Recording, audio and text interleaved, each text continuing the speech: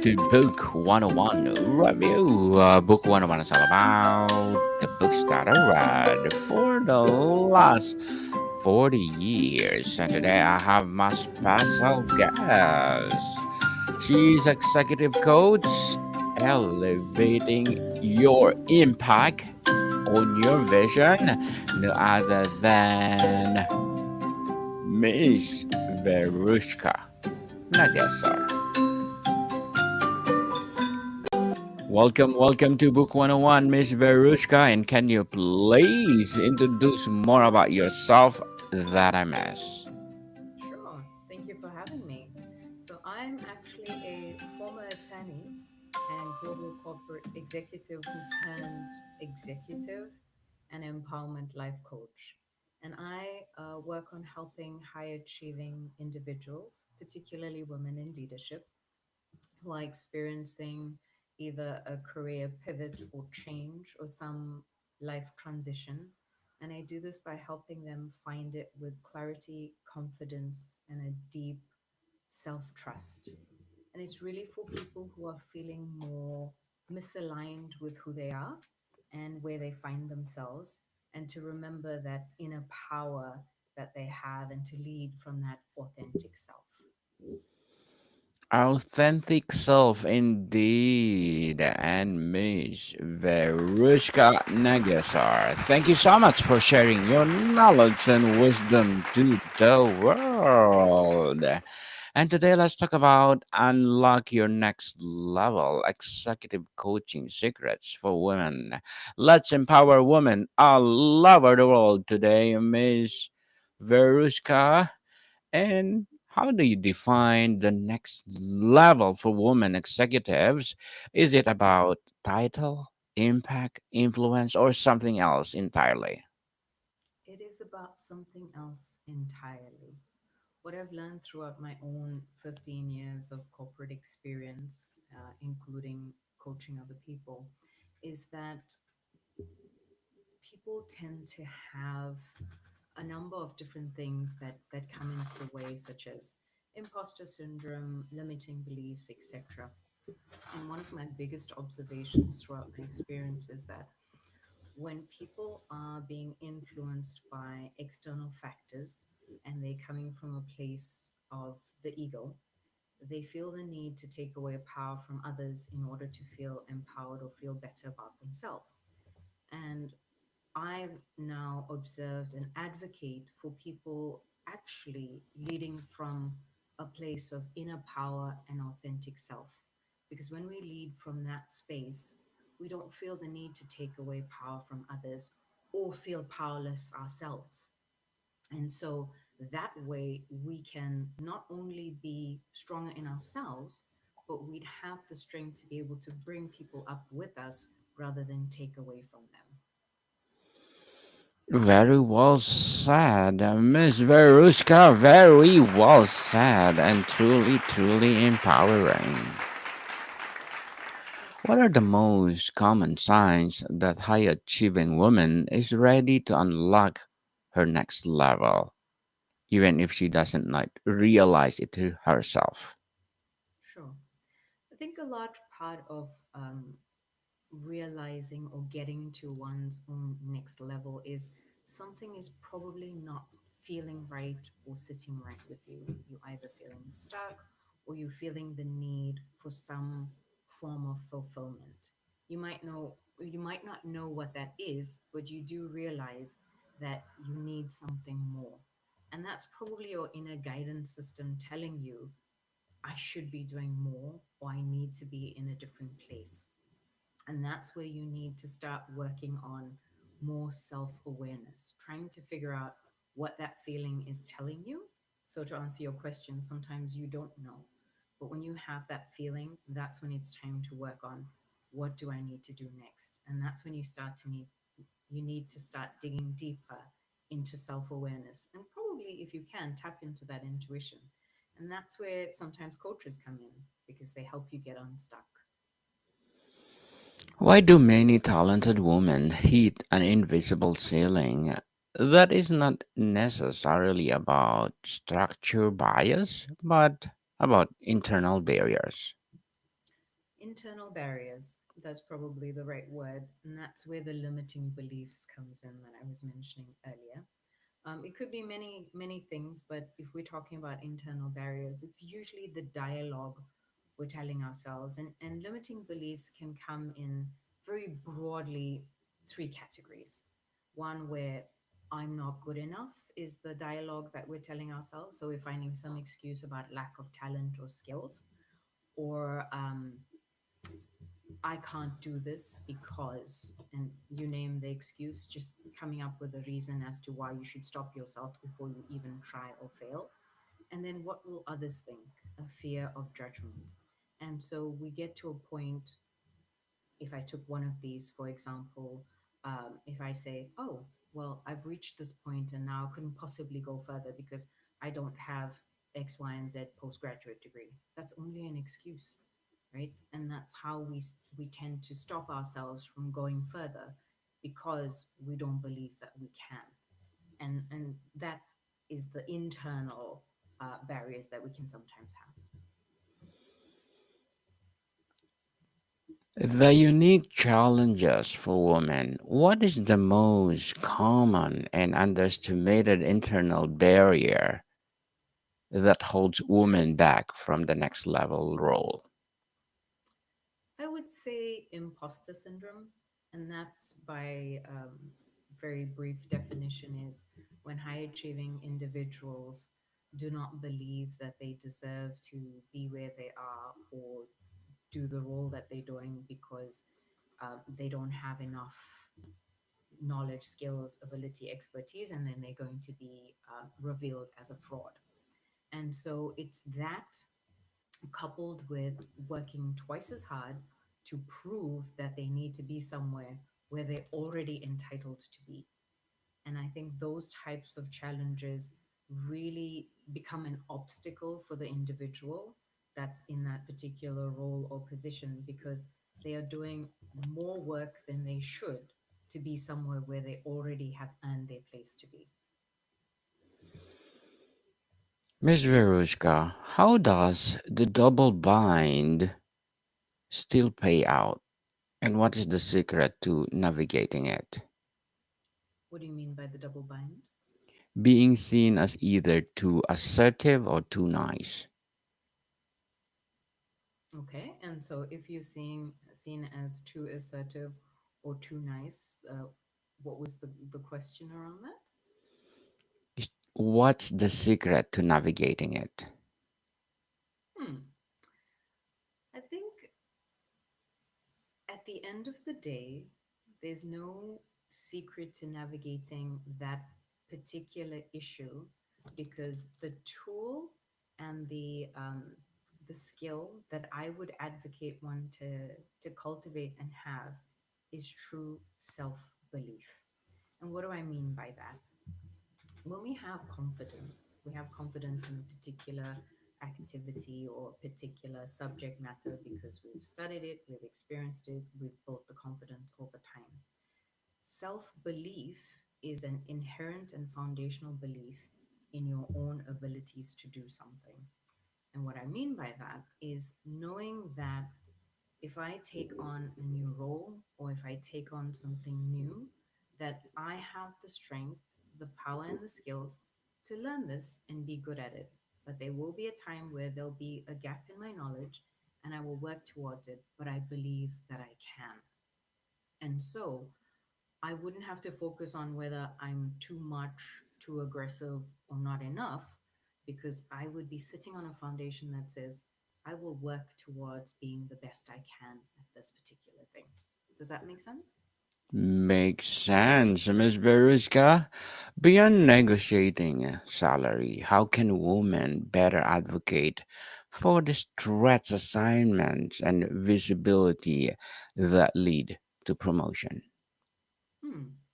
So when you're advocating for something like you said, salary negotiation or a stretch assignment or anything more that you want to do in your career, again, you need to believe in yourself, first of all, so that you can advocate for what it is that you want to do.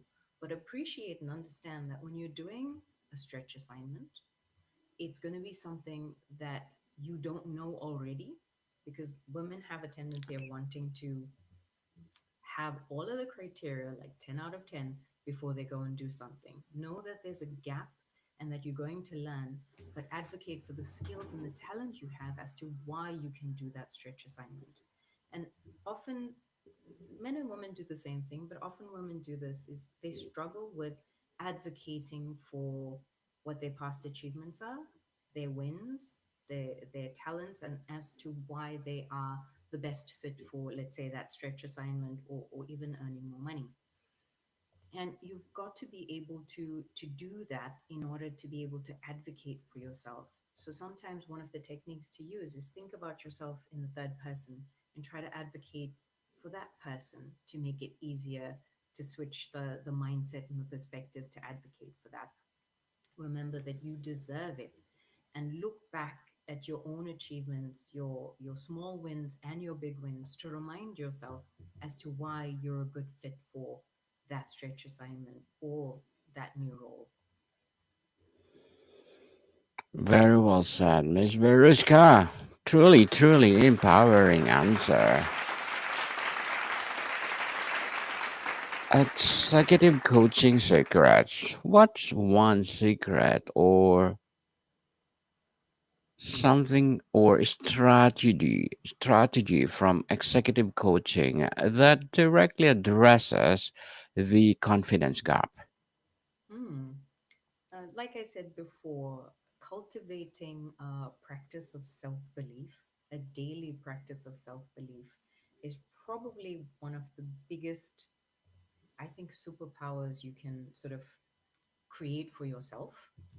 And it's little things. It could just be little affirmations that you do on a daily basis, or just starting to observe what your previous achievements are, so that you can remember that when the time comes for you to be able to have the level of confidence you need in whatever situation you're facing. I think another superpower or um, tool I like to advocate for, which I don't think is used enough in most parts of life, but generally with corporates and executives, is to understand that when you have the academics, you have the information, you have the knowledge, that's a great foundation. But in order to really lead well with empathy and the strength that you need to be a good leader, get in touch with your own intuition. Trust your own core values to guide you to stay aligned with who you are and how you want to lead. Because when you stand, like I said before, in your own inner strength, you bring other people up with you. And I think that's really important for one's confidence in all parts of their life, but particularly when you're in those types of environments dealing with lots of people and business and clients, etc.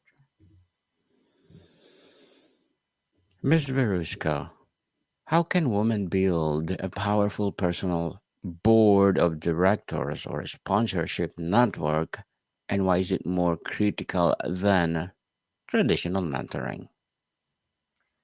Um, I don't know if I can say whether it's more critical than traditional mentoring. I think they probably both have value in it, because mentors, serve a particular purpose, and there's probably the sense of confidentiality that they can bring you up into a level of where they are at.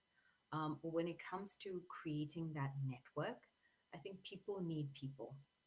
We need to understand where our own gaps lie. We also need people with their experience to share and to help us as we go along, because we don't know what we don't know. And we can also pay it forward to others. So having the right network and people will help change your mindset as well. When you need a fresh perspective, when you're having a particular challenge, they will fill a knowledge gap if you have one, or they'll encourage you to be able to move that step forward when you need that encouragement, because you can see someone who's far ahead of you or around you in the same environment that can help you understand the landscape. So there's multiple benefits for having the right network to help you get to where you need to be. What is the simple but transformative communication technique that helps women executive command a room and project unwavering authority? I think again, it's going to come from an inner power, an inner knowing, and a sense of self belief first, because most people, when they speak, confidence is going to come from the inside before it comes from the outside. So one really needs to stay calm on the inside. So if you think about physical ways of communicating, it's going to have to be a space where you are calm from the inside out. You also project your voice, and you know what you're speaking about in order to command that respect or have that impact and that influence. So a lot of it is about preparation and practice. And when you know your subject matter and your content and you feel confident, it shows in the words as well. Miss Verushka, mindset and power dynamics. How should women reframe the concept of office politics for something dirty to something strategic? Office politics is always something that's really difficult to maneuver and manage because it's about people and the relationships that you're dealing with. And unfortunately, as you get high up in an organization, you're forced to face that head on and deal with it. I think what's most important, and I come back to what I've said before, is if you know yourself and you understand your own core values that drives your decision making on a day-to-day basis, it's the filter that you use to make your decision. So let's say honesty is something that's really important to me, and integrity.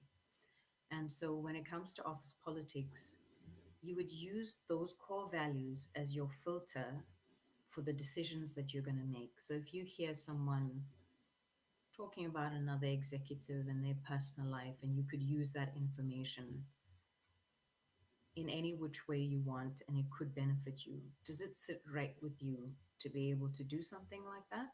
Or is it going to sit better with you to say, I don't want to engage in that, and thank you for sharing that? Or just take the information and don't do anything with it. But at the end of the day, whatever decisions you make needs to be filtered through those core values, because one can give you all sorts of examples on how to use the information, don't use it, etc. But it has to sit right with you, because if there's misalignment in you, then you're going to be unhappy in that environment, and eventually that's going to lead to you suffering in one way or the other. Office politics is not a great thing to have to deal with, but it doesn't have to be painful and difficult if you stick to who you are.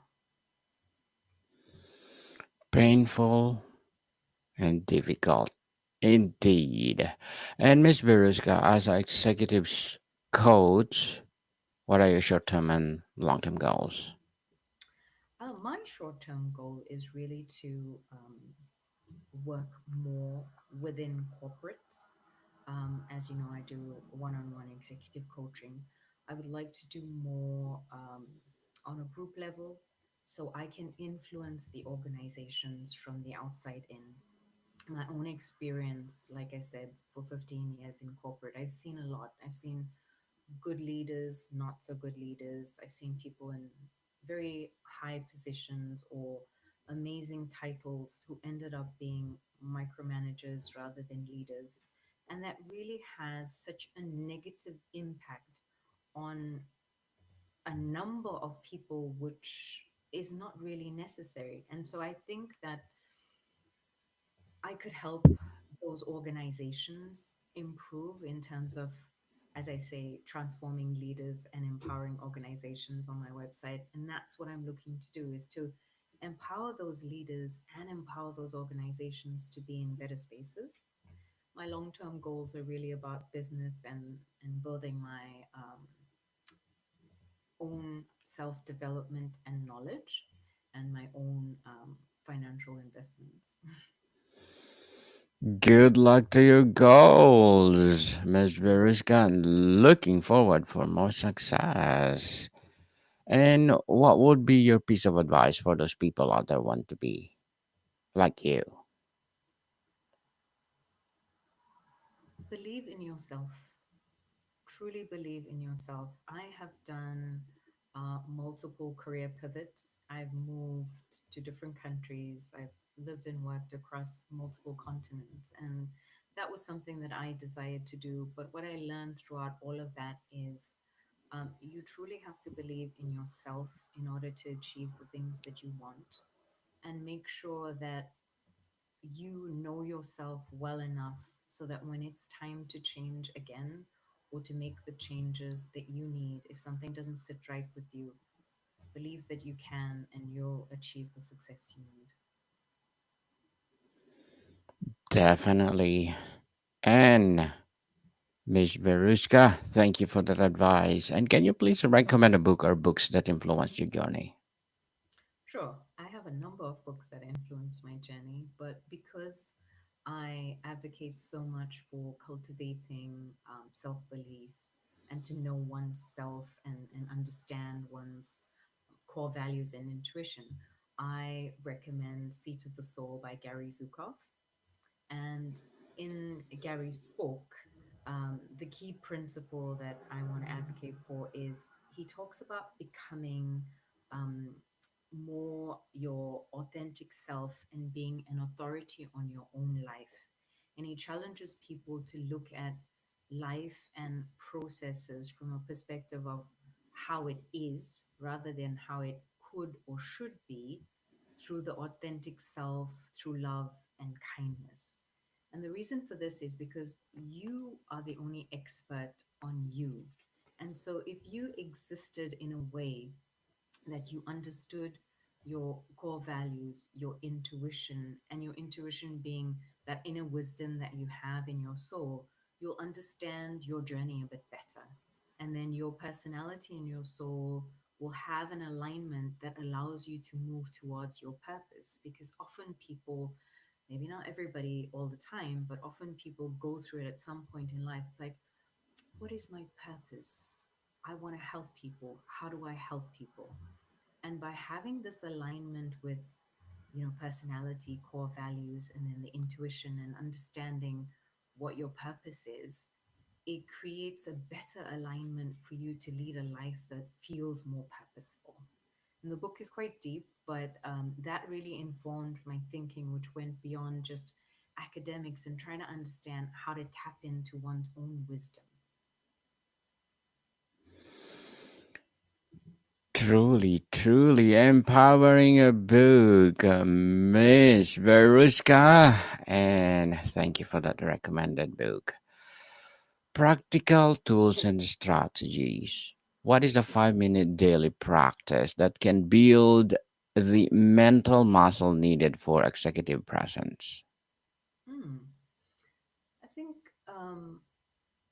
definitely affirmations help on a daily basis. And the reason why I say this is because people forget to celebrate their own strengths, their skills, their achievements, and their talents. And we often have that inner voice in our head, which is usually the limiting beliefs telling us why we can't do something. And so reminding ourselves of who we are and what we're capable of builds again on that inner confidence and that self belief that just makes presence seem like it's effortless and it just happens, but it really doesn't, because you're building on it incrementally every day. And that's so important. So whatever it is that you find is your challenge, whatever you think is your limiting belief, flip the script and use an affirmation to help you overcome that on a daily basis. Because I think presence and gravitas in any sort of, whether it's a boardroom, an office meeting room, etc., really comes from within. You can learn a lot of knowledge, you can get a lot of information and skills, but these types of things really foundationally and inherently come from the inside out. Miss Verushka, what gives you the most hope for the next generation of women executives? more people today are speaking out about their experiences and are supporting people and asking us to be ourselves. And the more we can align with being ourselves, the better space we will be to infuse more kindness into the world because we're being kinder to ourselves.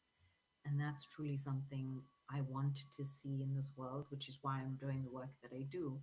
Because when we come from a place of inner strength and inner power, inherently we become nicer and better towards each other and create a better environment for each other.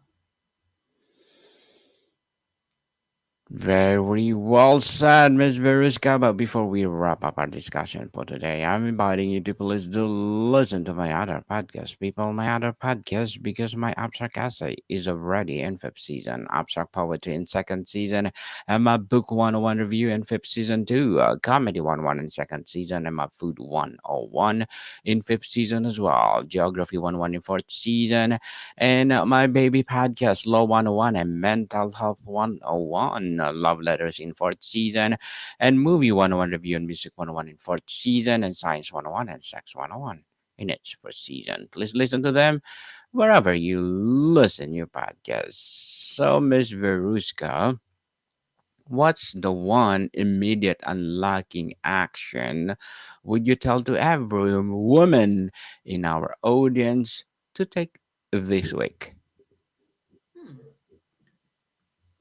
Take note of what you're telling yourself every day and make sure that if it's something that's stopping you, flip that script. Remember what you've achieved, the one thing that you're proud of this week, or the one thing that you're grateful for, to remind yourself of who you are. Definitely, Miss Varuschka Nagesar. Thank you so much for sharing your knowledge and wisdom to the world.